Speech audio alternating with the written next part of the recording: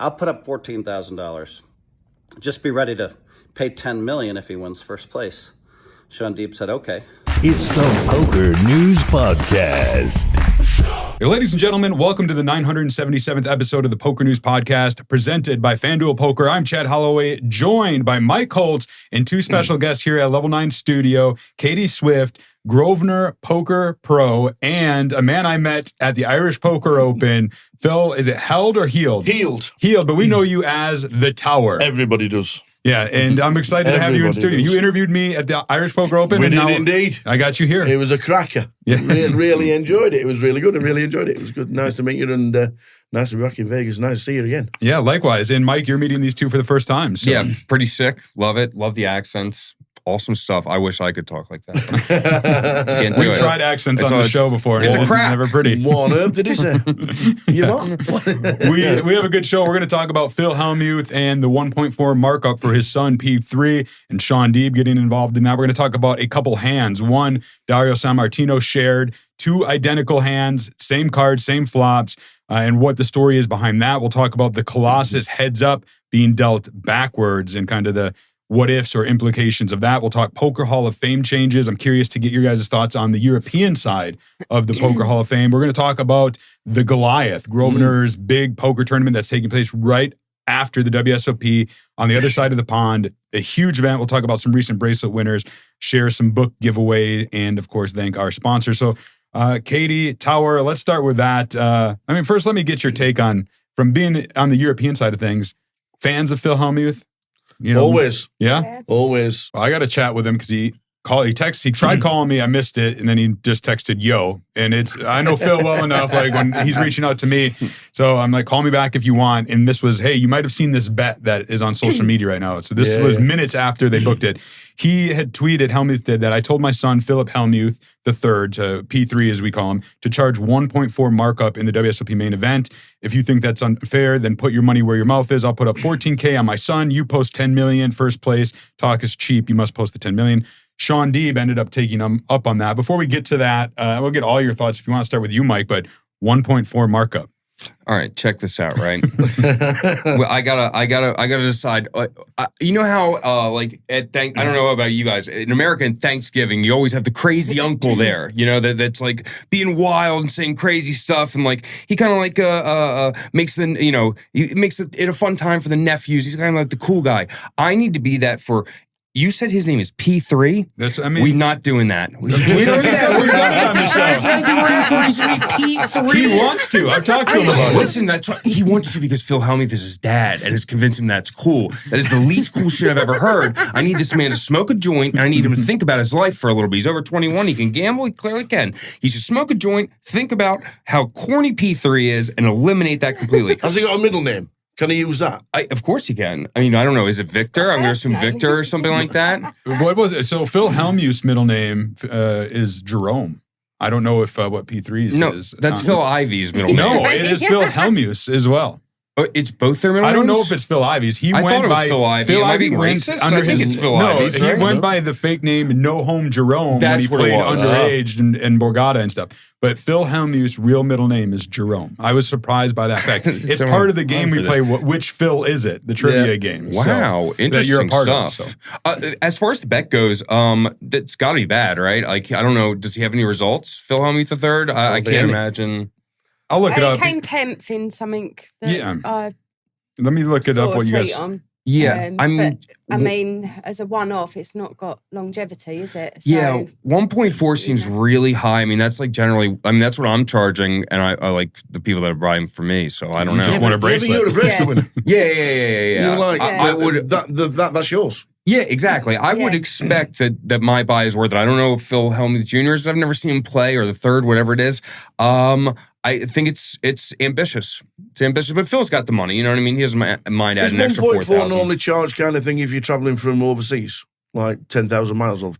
For the main event, yeah. I don't know. I think the markups might even be too high for everybody. It's normally like 1.3, isn't it? Yeah, it's around that. Yeah, it really depends. I mean, there's different. I know people that have got have sold out at 1.6. Oh, I know people that have sold out at 2.0. 1.6. I mean, you know, if it sells out and someone's going to buy it, then Exactly. Yeah. That's the part is the Maybe market. People can ask whatever they want, right? Whether or not it sells out, let the market determine. I do think 1.4 is a bit high, but if it sells out, and at the very least, this is a great. He's always been great at it. The marketing tool aspect of this, right? Yeah, that's that for sure. Hellmuth's created a great story out of nowhere, something that the ESPN and probably Poker News will be following throughout the main event. Oh yeah. What's that? Do you think he said it in jest? No. And then it's just I wonder tell you. if sometimes people say things to actually catch the attention of the media and Well, he create doesn't a need it, does he? story and 100%, yeah. kind of blow it up and do these, I can tell you from things, from speaking to added Hellmuth on the drama. phone, he was legit upset with the lack of respect, we'll call it, from Deeb and others coming at him and questioning him in the situation. I do want to give a quick defense for Philip Hellmuth III in two regards. He didn't ask for any of this. Sure. Like he just listened to his dad, right? He wasn't out there boasting or anything. So now he's in this. It's good exposure for him. He's trying to build a name for himself in the poker world. And I am looking at his Hendon mob, and he is off a 10th place finish in the WSOP circuit monster stack event. But more interesting to me is looking back at last summer. He's got 3 WSOP caches from last summer. He finished in 3 big field events. So he finished, this isn't a huge deep run, but he did cash in 1189th place in the monster stack that year, which had over 9,000 runners. He finished 51st in the $800 deep stack, which had 4,481 runners. And then he also finished 824th for a cash in a 6,000 field in the 600 deep stack. So like he's making it into the money and somewhat deep in these big field events. Might translate into the main event. I think this is his 3rd year he'll be playing the main event. Yeah, but I think to be fair, if like you were looking at online, like there's like staking forums and stuff, and if you were to look at this resume without seeing a name and you just compared it, like, hey, should I buy this person 1.4? You're gonna get laughed out of the building, right? So I mean, I don't know. Maybe he could definitely be 1.4. There's been plenty of people who've never played live poker before they come for the main, and like they're just online crushers. Like some of these guys where like if they're a massive crusher online. The main event, I mean, like, yeah, you're going to be giving away live tells and stuff, and you're going to have some issues, but you should be able to do pretty well. So, like... You might just get people buying just because of the name. Exactly. Just not P3. The name and novelty. Yeah. Just not P3. We don't want P3. We can't have P3. We need to P3 is a protein snack. It's a protein snack of the UFC. The bet itself is Hellmuth is putting up 14,000, which is reflective of the markup. So if his son doesn't cash at all, he owes 14,000 to Sean Deeb and Jason Moe, who's the other person putting up. If Hellmuth III cashes, then they owe the difference of it, right? So if he cashes for 20,000, they owe the 6,000 difference. If he wins it for 10 million, that's the upside. So Hellmuth, as he rightfully says, is putting up 14,000. They're risking potentially 10 million if his son wins the main event. So it could be a huge sweat. I think it's gonna be pretty sick. I think it's gonna be a great story, and I look forward to seeing how it goes. I actually kind of now am I rooting for P? Am I a P3 fan? I'm a P3. P3. No. Okay. No. He's P3. You're right. This is on me. I've changed my mind. That's P3, guys. P3. Phil Hellmuth did take to Twitter and released a little video in which he addressed the bet and the haters. Check it out. $10 million to $14,000. I woke up this morning and my Twitter feed was slammed. Articles written in Poker News about this bet I have with Sean Deeb. What happened? My son Philip posted at 1.1 markup. And I said, Philip, the main event is 1.4. That's what you got to charge. Philip plays poker 300 days per year. No limit hold'em only. 300 days per year. For the last 3 years. He has a ton of talent, and it'll be his 3rd main event. 1.4 is more than reasonable. So here comes the markup, please. Oh, no, it's not. I said, look, I'll put up $14,000. Just be ready to pay $10 million if he wins first place. Sean Deeb said, okay, I'll take $1,400 of it. And there's a guy that will always pay his debts that'll take the rest of it. And I said, okay. So I'm putting in $14,000. If Philip cashes for $20,000, they owe me $6. If Philip cashes for $10 million, they owe me $10 million. Okay. Now this hit a little bit close to home because they called me out, the markup police. I made the customers at Stakings $200,000, at least $180,000, but I think $210,000 selling pieces. I owned a piece of the site, so I kept doing it. It cost me $200,000, so I got criticized by Sean Deeb and these idiots who said, oh, markup's too much. Meanwhile, I paid the poker world $200,000 in cash. So I can't win because I'm getting insulted here by the biggest voices. So look, put your money where your mouth is, and Sean Deeb did. So Philip at 1.4 is a great deal. So Sean doesn't think it is. We bet our money, and I'd like to have Philip every year at this. So let's see what happens. My max risk, $14,000. Their max risk, $10 million. So there you have it, Phil Hellmuth. We'll keep an eye on this one, especially come main event time. We'll also be covering his main event entrance in full for Poker News. Not on this show, Mike. Don't worry. It'll be for the Table Talk podcast that I host for Bet Rivers.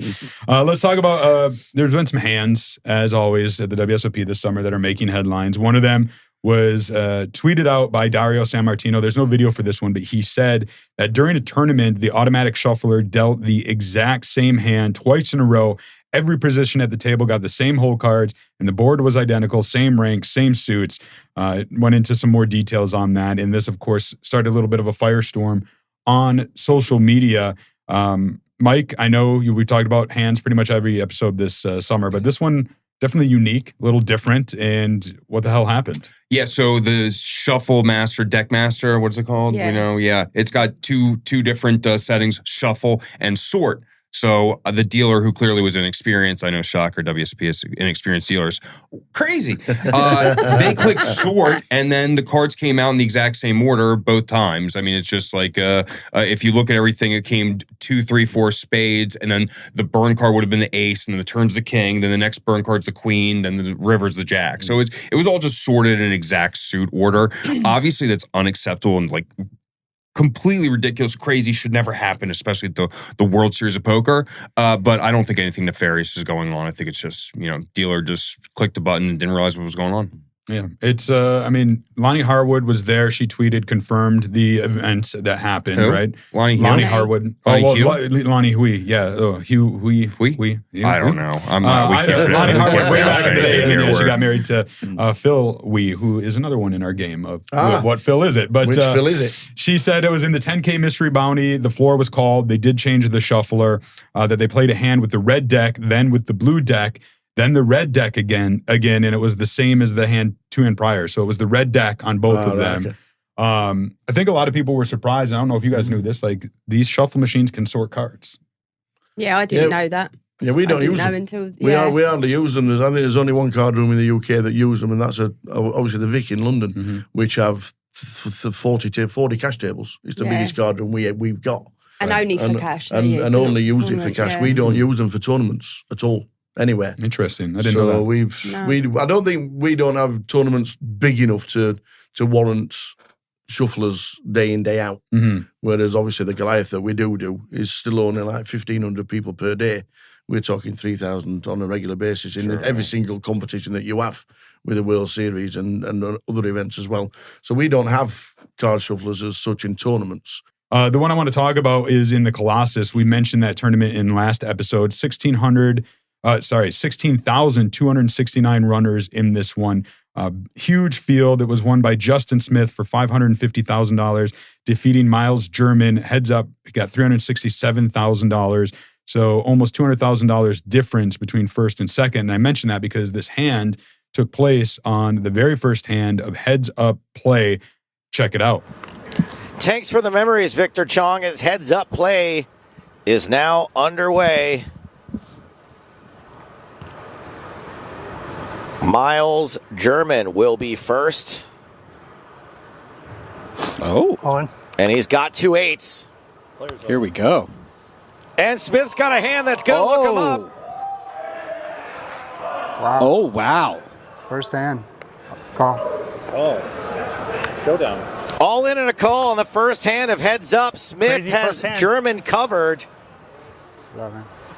Like looks versus brains, one of these two things has a slight mathematical advantage. You've had that against me all night. That damn is king. It would be really something if we spent all that time playing down to heads up. He's doing it. He's packing up. I don't like Smith's chances.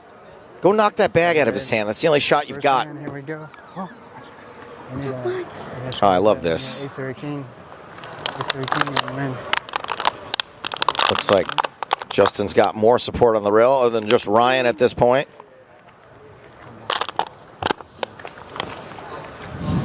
And German Come on. could possibly be packing up for the last time. Clean flop for 2-8s. Come on, Why get isn't some German more, packing? What's going on? He's done. He's too good at it at this point. He's too efficient. I know. But This is dangerous. If the fire alarm goes off later, he's going to be the first one out of the building. Ace king. It's a heart on the turn. diamonds. Any Smith with diamonds. 17 outs queen, I win.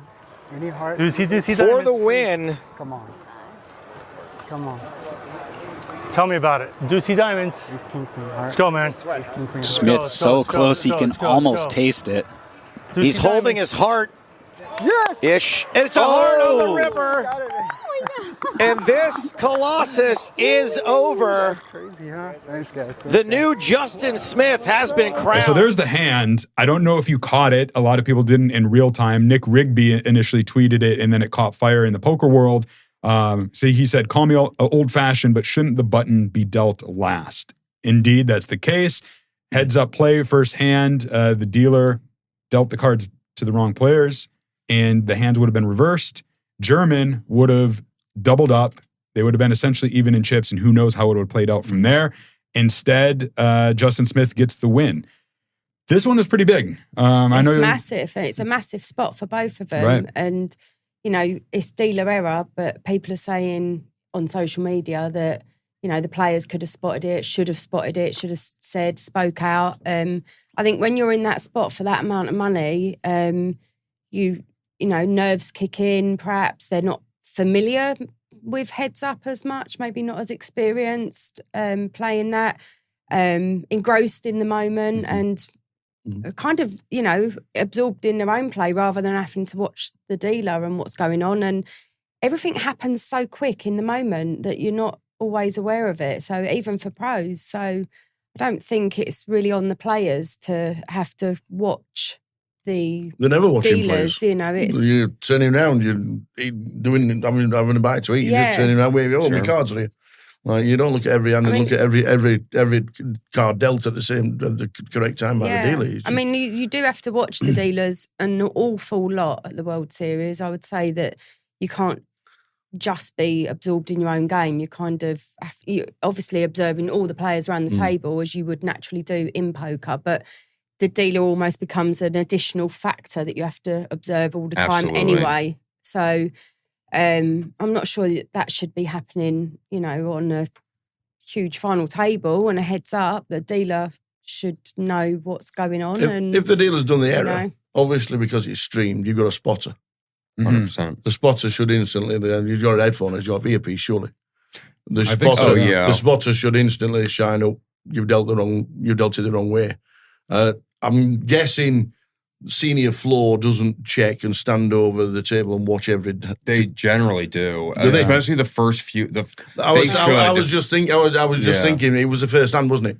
Yeah, it's Yeah. very It It first was the hand. very first hand, so maybe senior floor or tournament director of that tournament Yeah. should have overlooked the very first hand, and then once it's done from there, leave it to the dealer. Yeah, I'm not And sure who. so either senior floor or the TD at the time, the spotter, the dealer. It's just To me, there's 4 levels, if you will, in responsibility. Dealer, number 1, right? The dealer should be taking it, but then you should have the floor right behind it, Yeah. verifying these crucial spots, and then the 2 players. And that's minimal, right? In this particular instance, I know some people on social media asked because it was the first hands ahead of play, meaning the third place player had just busted. So was there a dead big blind or button? No, not when it's no, heads up. It doesn't matter. Yeah, it's inconsequential. And then as for the actual rule, as Matt Savage tweeted out, like once the hand starts playing out, there's significant action. It stands. absolutely. I've seen some other people saying that, you know, WSOP should reimburse German somehow, some way.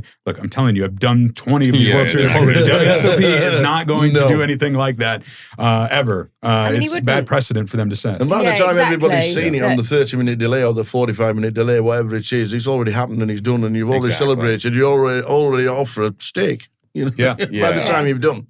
I mean, I do think the WSOP, I don't think it is bad precedent. I think it's good precedent Yeah. to set that when you make massive errors as a corporation, like you're responsible for your employees, and you should set a precedent of compensation for things. I think that he got screwed over an equity spot that's worth maybe, you said it's a $200,000 heads up and they would have gone back to even. Maybe that spot's worth 90, 110K. It's like an insane amount of money. So I don't know. I would hope that if something like that happened to me, that I'd get taken care of in some sort of way, not for 90,000, but maybe a main event seat. Maybe I get a Binion Steakhouse meal a couple times or something. Maybe we just apologize and say we're sorry and we're working on training. do to think do they this, should yada, do that yada. stuff I hope more. they did. At the very least, that should happen. They I hope should they hold did. their hands up and say, do you know what? But also, there's a bracelet Error. involved.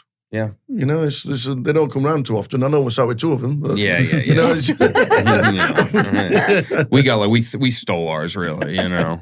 It's a tough spot. Like, and I do empathize. The dealers, are human. They do make errors. They're dealing, tens of thousands of hands over the course of the summer.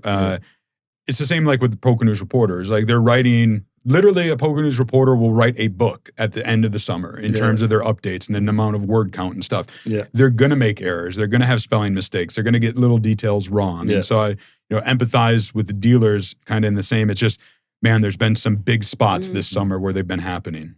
Oh, well, I Yeah. think I think that Poker News would have somebody watching over an inexperienced person. Yeah, we do at have the shadow final table, editors and stuff, and we yeah. do tend to catch those errors. So yeah. I think, and again, I love the senior floors at WSP. I'm cool with all of them. Like, I don't know who it was that had the error, but we got to watch the first hand. I mean, you have to catch that. Yeah. 100%. I agree with you. Like you've said it on the show before, they need some sort of game integrity person per like an event or something. Just somebody who is really paying attention to the rules, maybe wandering the field, ensuring that there's no shenanigans.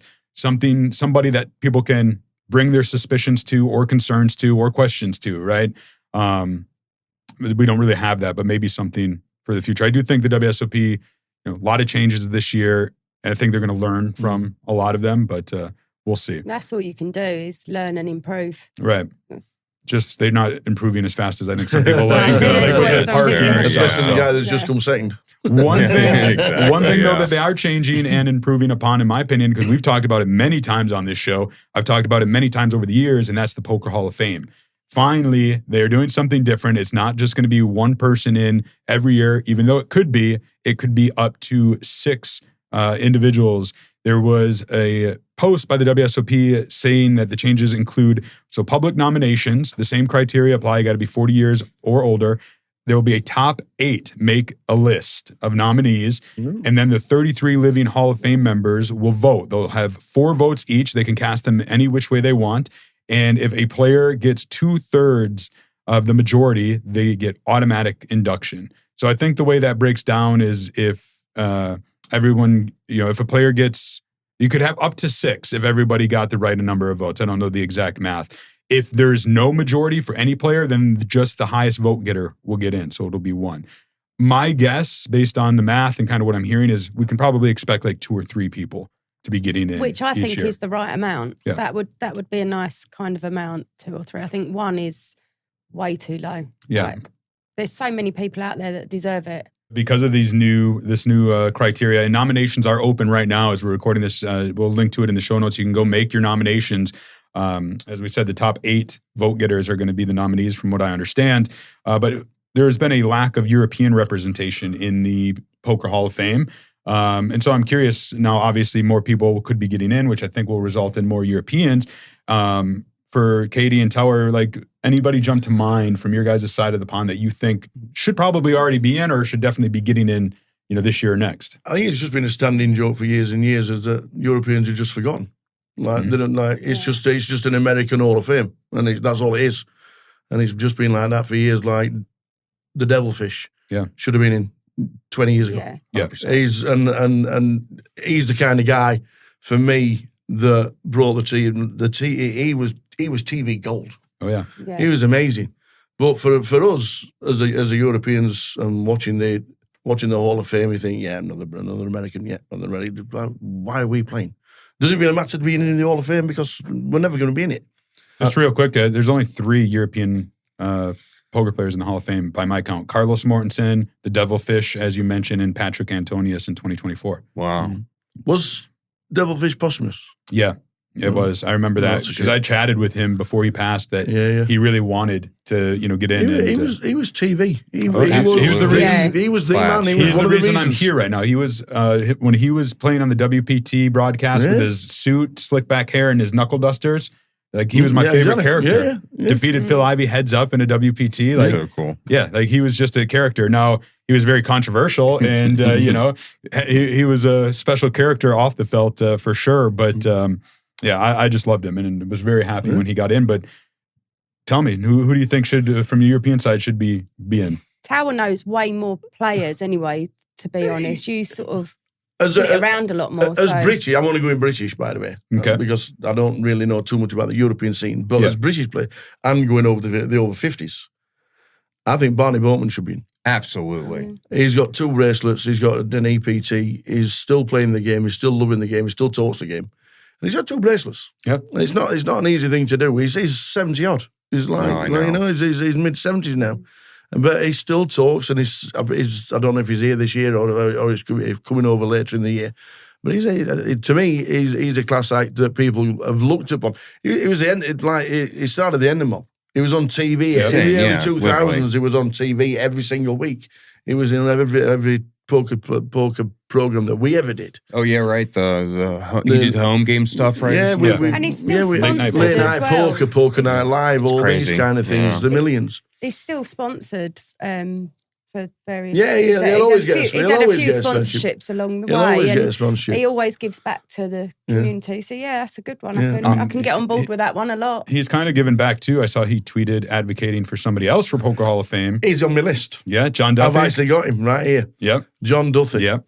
100%. Should have been in already. Who started the EPT. Yeah. Who's now just built an app for the, I don't know whether it's for the Brits or whether it's just. He should have been. That should have been there. He was the guy that won. He was the guy that won the first £1 million on TV. He won the Poker Millions in 2000. And again, a really nice guy who's always got time for everyone. He's nice. Doesn't. I don't think I've ever heard him raise his voice above everyone or anything like that. I know gives back. It's not all about not raising your voice at tables or anything like that, but he's such a gentleman. But what he's actually done for the industry, John Duffy, when he formed the EPT. Yeah, it's so much. Yeah. He's formed this event that's there'd be a lot of players that wouldn't play exactly. All the Europeans that then come over to Vegas are doing it because it's part of the circuit.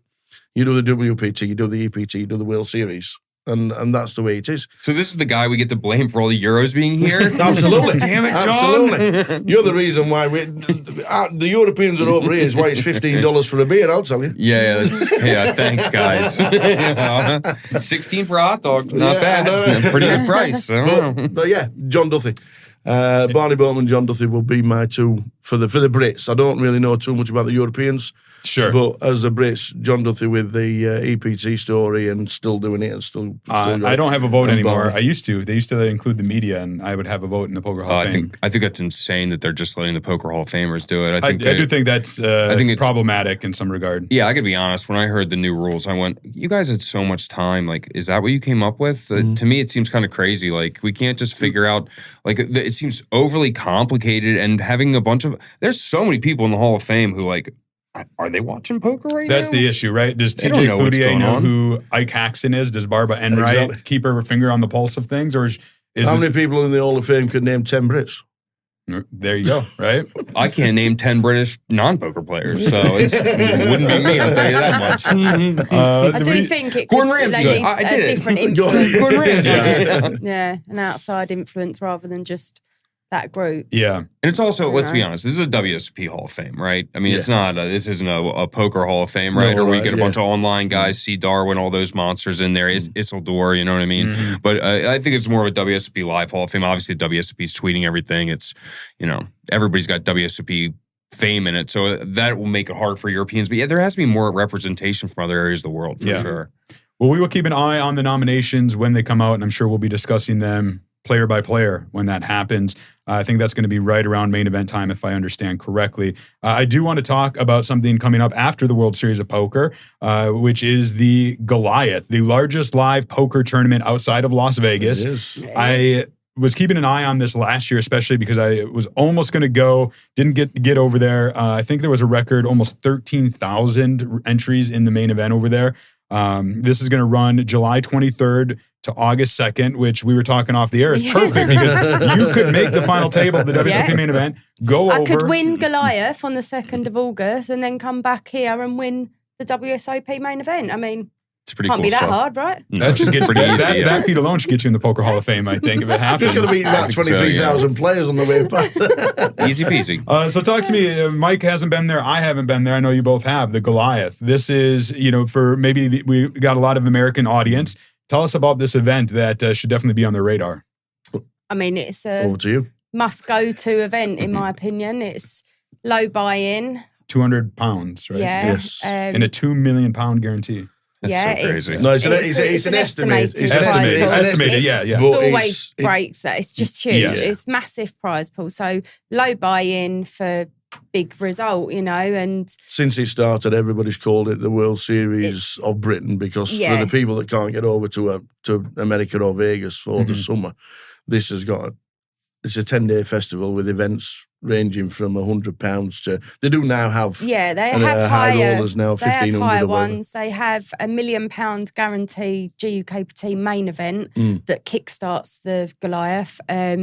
And £1 million guarantee, and that's a 1K buy-in. So, 12.50 buy-in. Yeah. It's with the. I see on the notes here, 25 unique events across 11 days, Yeah. plus Yeah. cash Wow. games. Yeah. The cash games are running 30 24/7. Yeah, 30 plus cash There's- tables every day. It's heaving, but it's friendly, it's fun. There's such a spectrum of players that are attracted to Goliath. Some for the fun element, and they almost people make it like a little holiday. Yeah. Yeah. My mum and dad are going there, but they've booked Oh, to that's go. cool. They've booked for the whole duration. They'll pick and choose the tournaments they want to play. But The guy that won it last year, Paul Worsley, who won it last year, with such an unbelievable interview right at the end. He got £600 in his account. He says, "This is my last game of poker ever." No way. Yeah. He says, "And I just turned up because I wanted to play Goliath." And he's ended up. He says, "What was the plan?" He says, "Well, when we get to the FT, because it's such a small buy for such a big prize pool, you're going to chop it." Mm-hmm. And they don't mind chopping it in the UK. It's cheap. And they end up with a 30, 45, £50,000 each for the 9 players. For £200, Yeah. it's fantastic. Amazing, yeah. But there were a couple of guys on there that just didn't want to chop because they were professionals. They wanted to carry it out. They wanted Sure, of course, yeah. Obviously, you got a big chip leader and you got somebody who was there to come to the final table with 3 big blinds. Yeah. So there were no chops. So we said, fair enough. They gets to about final 3. Do you want to chop it? No, we'll carry on playing. And he ended up winning it for £316,000. So cool. Outright. Good for him. 316,000. And he had me said, he says, "I've got £600 in my account. Good for and him. this was going to be my last event ever." He in said, the "I just can't do it." the last few years, Some of it the has stories. been chopped, hasn't it, multi-way? Yeah, and yeah. you can understand it because it's life-changing money for a lot of the recreational players And that that's are what it's all there, about. or even some of the pros or semi-pros that are there. $360,000 It's changing huge. most It's people's huge, lives, yeah. pros or not. Yeah. And for the the small For buy-in, the buy-in that it itself, is. right. Yeah. There's an app you can buy into various ways online and through the app. All of the tournaments that are there, the cash game tables, everything you can get in on the app. So the Poker Live app. I know you mentioned getting in cheap, like the £200 buy-in. You can actually get in cheaper because I know that Grosvenor has partnered with GG Poker. Yeah. They're doing satellites online for as little as $1. Yeah. And not only that, if you win your way in via GG, you get a 20% cash boost. So like if you go on to win it for £300,000, Yeah. and you're a qualifier from GG, you'll get 20% bonus. That's what they were saying. If that exact bonus was on last year, it was worth another 61,000 to the winner. Yeah, that's crazy. The 2026 Goliath Poker Festival, July 23rd through August 2nd. I'll link to it in the show notes, and you can get all the details there. I do want to do 2 quick things before we wrap up this episode. Book giveaways. So we have 3. I'm going to remind you, you've got 48 hours to get a hold of me, Chad@pokernews.com. Novarack, you won a book. You won the Positively Fifth Street autograph copy. Zachary McDonald 561, you won the Daniel Negreanu signed copy. You two haven't gotten a hold of me. You got 48 hours. And our new winner, Tyvon Stout 5064, you were randomly selected. You said in your comment you would get a hold of me. So here's your opportunity.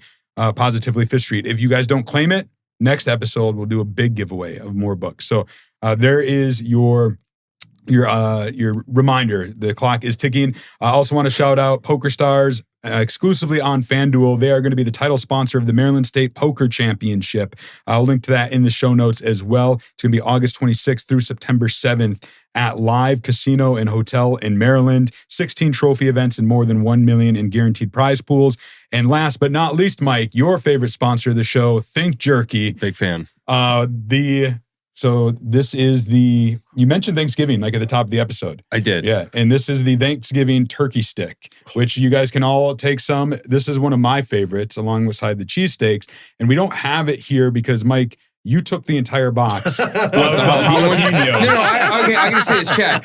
There's like 3 weeks of the best jerky ever, and you're like, there's jalapenos coming. I'm like, there's no, they make the jalapeno one. I love jalapenos. It's perfect. It's my favorite type of jerky. Chad's like, oh, bring it to the table, which we're gonna segue to in a second. And Chad's just like, oh, give it out to, ask your table mates if they want some.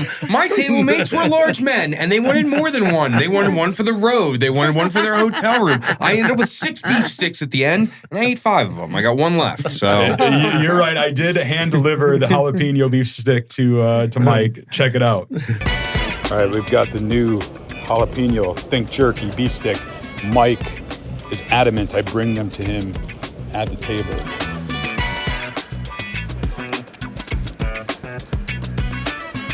What I got. jalapeno beef sticks. Do you guys want any jalapeno beef jerky? It's grass-fed. Yeah, I'll take one. They're actually really good. They're a sponsor of our show.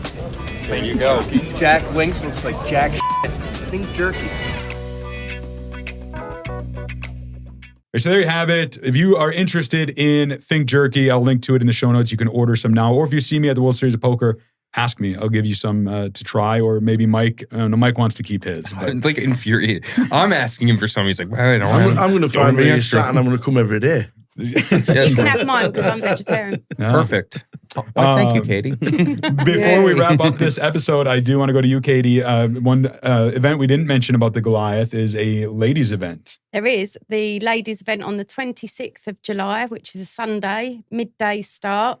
It is half-hour clock, and it's got a 25k guarantee on it for £200 buy-in. Nice. So lots of ladies love that event. It's a real prestigious annual ladies-only event. Attracts a couple of hundred runners every year. Does, yeah. So it's really good. Big. I do lots of giveaways and sort of icebreakers at the start. We have quite a variety of ladies from, I mean, some years we've had like brand new, literally that's the first cards they've touched kind of thing and played, to, you know, more experienced players. But it's always a great community feel. A lot of us get there way before the start, have breakfast together, you know. Drinks. Yeah. More drinks. Yeah. Well, that is going to do it for episode 977 of the Poker News Podcast. Do us a favor, like, subscribe, give us the 5-star review, share with your friends. We will be back on Tuesday with a brand new episode. I'm Chad Holloway, Mike Holtz, Katie Swift, and The Tower. Until then, we'll keep a seat open for you.